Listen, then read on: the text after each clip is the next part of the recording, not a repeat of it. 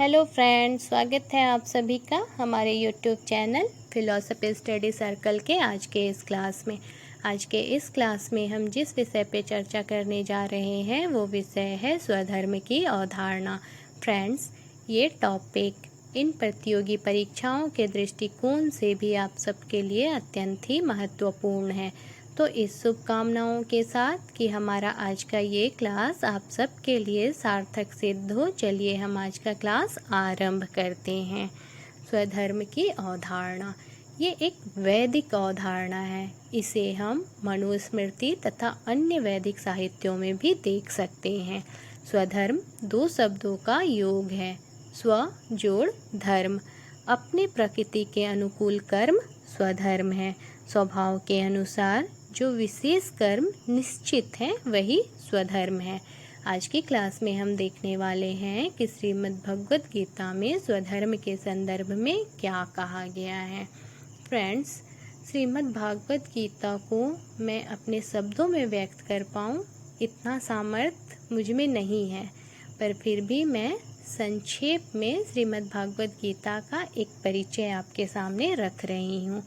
सर्वशास्त्रमयी श्रीमद् भागवत गीता जो कि अनंत भावों का अथाह सागर है, इसकी गणना स्मृतियों में होती है। इसे परंपरा भी कहा गया है। ये वैदिक ज्ञान का सार है तथा वैदिक साहित्य का लोकप्रिय महत्वपूर्ण ग्रंथ है। श्रीमद् भागवत गीता महाभारत का एक अंश है और महाभारत प्राचीन भारत के इतिहास की एक गाथा है। महाभारत के भीष्म पर्व जो कि 23 से लेकर के 40 तक का अध्याय है, यही श्रीमद् भागवत गीता के नाम से सुविख्यात है। गीता में 18 अध्याय और 700 श्लोक हैं, जिसमें 574 श्लोक श्री कृष्ण के द्वारा, 85 श्लोक अर्जुन के द्वारा, 40 श्लोक संजय के द्वारा और 1 श्लोक धृतराष्ट्र के द्वारा कहे गए हैं। इस प्रकार 18 अध्याय और 700 श्लोकों के माध्यम से मानव जीवन को अद्भुत शिक्षा का एक उपहार दिया गया है श्रीमद् भागवत गीता के द्वारा। इसमें मानव के भौतिक और आध्यात्मिक उत्कर्ष का वर्णन किया गया है। वर्तमान परिवेश में अगर मानव श्रीमद् भागवत गीता के नैतिक सिद्धांतों को अपने जीवन में उतारता है तो वो अपने जीवन को सार्थक कर सकता है।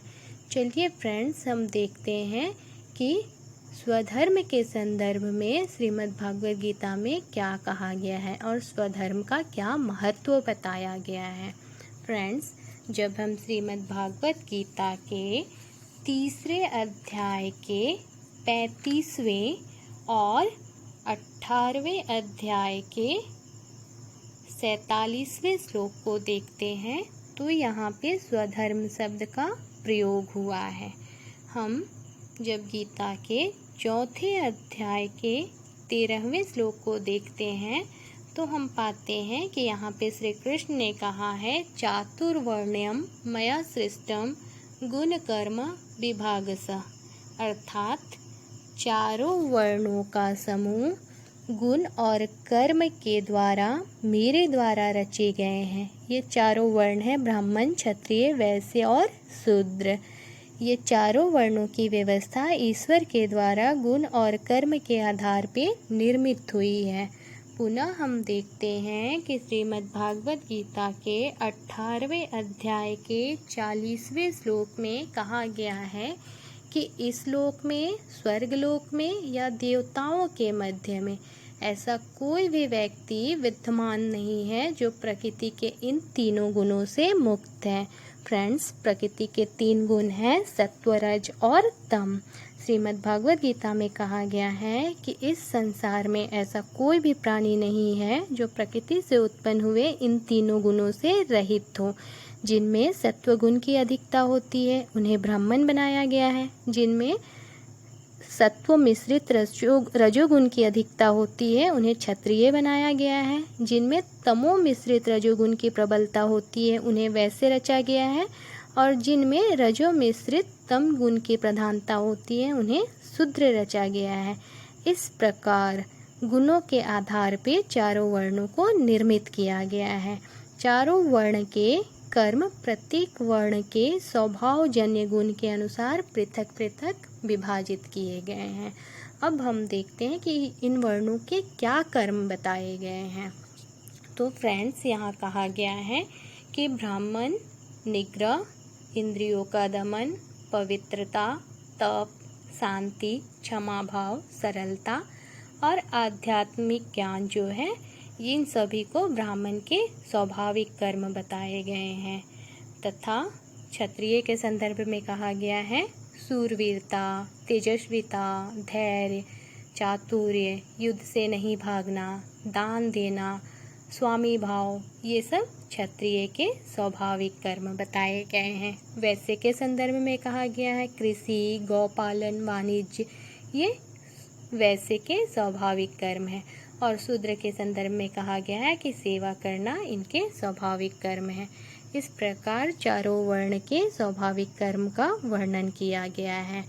अब हम देखते हैं कि गीता में कहा गया है कि जिस वर्ण का जो स्वाभाविक कर्म है वही उसका स्वधर्म है, वही उसका स्वकर्म है। स्वभाव के अनुसार जो विशेष कर्म निश्चित होते हैं वही स्वधर्म होते हैं। स्वधर्म अपना अपना कर्म है। स्वधर्म के पालन से मानव परम सिद्धि का भागी होता है। स्वधर्म का अनुष्ठान मनुष्य के लिए कल्याणप्रद है। इसलिए गीता में कहा गया है कि स्वधर्म के अनुसार प्राप्त होने वाले कर्म को मानव को अपना कर्तव्य समझ के करना चाहिए। जो कर्म स्वधर्म के अनुसार स्थिर कर दिए गए हैं उनका त्याग करना तथा परधर्म का अनुष्ठान करना किसी भी प्रकार से उचित नहीं है, क्योंकि जो परधर्म होता है वो अपने स्वभाव के अनुकूल नहीं होता है। परधर्म जो है वो सहज नहीं होता है। परधर्म के पालन करने से मनुष्य जो होता है वो ईश्वर से विमुख होता है। तो हम देखते हैं कि इसी संदर्भ में श्रीमद् भागवत गीता के 18वें अध्याय के 47वें श्लोक में कहा गया है कि जो त्रुटिपूर्ण ढंग से अगर कोई अपने स्वधर्म का पालन करता है वो और कोई परधर्म को श्रेष्ठता के साथ करता है वो दोनों में श्रेष्ठ होता है अपने स्वधर्म का पालन करना। इस श्लोक में कहा गया है कि अच्छी तरह से नहीं किया गया विगुण स्वधर्म और अच्छी तरह से किया गया परधर्म से ये श्रेष्ठ है। जो अच्छी तरह से परधर्म आप कर रहे हो वो हमारे विगुण स्वधर्म से श्रेष्ठ नहीं माना जा सकता है। हमारा विगुण स्वधर्म ही श्रेष्ठ है, क्योंकि स्वभाव से नियत जो कर्म किए गए हैं उसे करता हुआ व्यक्ति पाप के भागी नहीं बनते हैं, वो पाप को प्राप्त नहीं करते हैं। तो इस प्रकार हमने देखा कि 18वें अध्याय के 47वें श्लोक में इस बात की चर्चा हुई है कि मानव को स्वधर्म का पालन करना चाहिए, क्योंकि अगर वो अच्छी तरह से अपने स्वधर्म का पालन नहीं भी कर रहा है तो वो परधर्म को अपनाने से ज़्यादा श्रेष्ठ है। अब हम देखते हैं कि स्वधर्म का क्या महत्व है। तो फ्रेंड्स, स्वधर्म के संदर्भ में कहा गया है कि गीता की जो मूल शिक्षा है निष्काम कर्म, स्वधर्म से इसे बल मिलता है।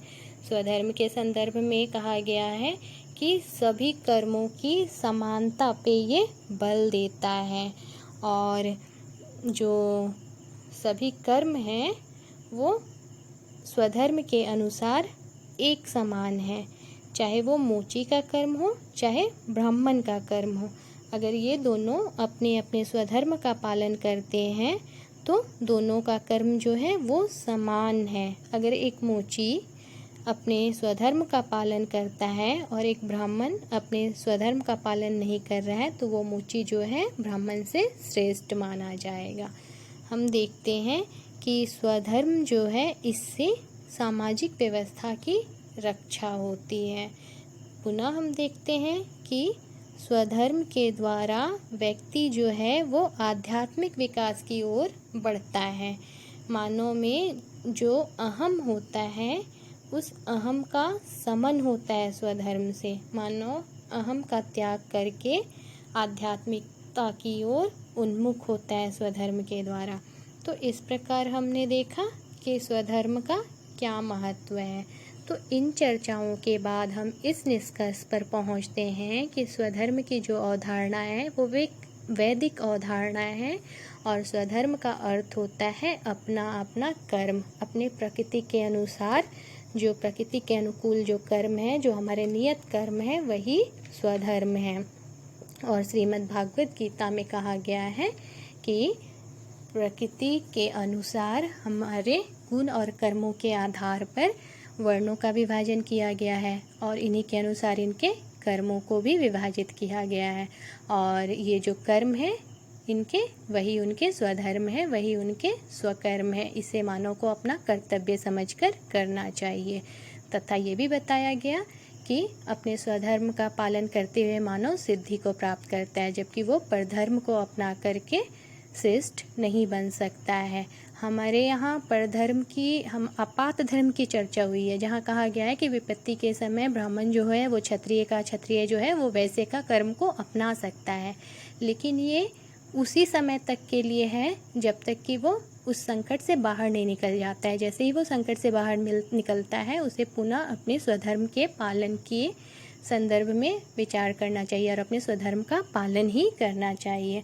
तो हमने देखा कि कैसे स्वधर्म के पालन से समाज की जो व्यवस्था है, सामाजिक व्यवस्था, वो बनी रहती है। स्वधर्म के पालन से सभी जो कर्म है, सभी लोगों के बीच में एक समानता का भाव आता है। चाहे वो मोची हो चाहे ब्राह्मण हो, दोनों अपने कर्म से श्रेष्ठ हैं, ना कि वर्ण से श्रेष्ठ हैं, ये भाव आता है।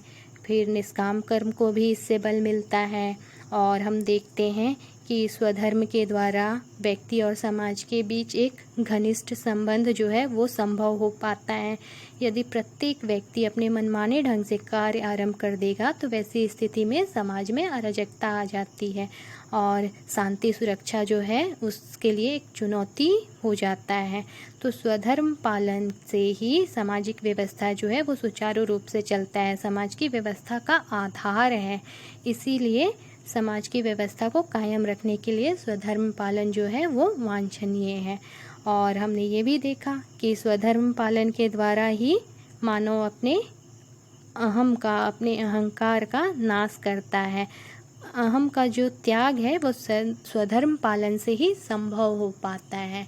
और हमने ये भी देखा कि कैसे श्री कृष्ण ने अर्जुन को कहा कि तुम अपने स्वधर्म का पालन करो, चूँकि तुम क्षत्रिय हो और क्षत्रिय का धर्म है युद्ध में भाग लेना, युद्ध से भागना नहीं। युद्ध से पलायन क्षत्रिय के लिए निंदनीय है। तो उन्होंने अर्जुन को निर्देश दिया कि अपने अधिकार के रक्षा के लिए युद्ध करना नैतिक कर्तव्य है और अर्जुन को कर्तव्य समझकर संपादित करने का वो आदेश देते हैं। साथ में वो कहते हैं कि तुम अपने स्वधर्म का पालन करो, न कि फल की इच्छा करो। यहाँ कहा गया है गीता के दूसरे अध्याय के 47वें श्लोक में, कर्मण्येवाधिकारस्ते मा फलेषु कदाचन। इस श्लोक में आप देखेंगे कि यहाँ कहा गया है कि तुम अपने कर्म को करो, कर्म फल की चिंता ना करो। तो इस प्रकार हमने देखा कि कोई भी कर्म जो है वो निष्काम भाव का रूप ले सकता है और स्वधर्म पालन के द्वारा निष्काम कर्म का जो सिद्धांत है उसकी पुष्टि भी होती है। तो आज की क्लास में इतना ही। अगले क्लास में हम फिर मिलते हैं नए टॉपिक के साथ। तब तक के लिए धन्यवाद।